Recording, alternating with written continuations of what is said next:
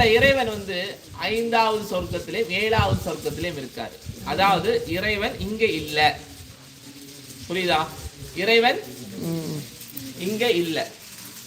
நம்மளோட இறை தத்துவம் என்ன சொல்லுது? நம் உள்ளே இருக்கிறார். கடவுள் எங்க இருக்கார்? நமக்கு உள்ளே இருக்கார். அப்ப நம்ம உள்ள மட்டும்தான் இருக்கிறார், எங்க இல்லையா? நம்ம தமிழ் கலாச்சாரம் சொல்லுது. சரி, நரசிம்ம அவதாரம் எதுக்காக நரசிம்ம அவதாரம் எடுத்தாரு?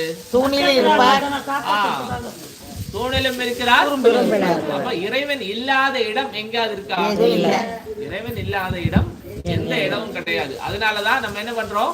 ஒரு மரத்தையும் வழிபடுறோம், ஒரு நதியை வழிபடுறோம், மலையை வழிபடுறோம், கல்லை வழிபடுறோம், பசுவை வழிபடுறோம், பாம்பை வழிபடுறோம். வழிபடாத பொருள் எதுவுமே கிடையாது. ஏன் நம்ம வணக்கம் சொல்றோம்? நமஸ்தே இல்ல வணக்கம் எதுக்காக சொல்றோம்? பணிவு, தலைக்கணம், பணியணும்.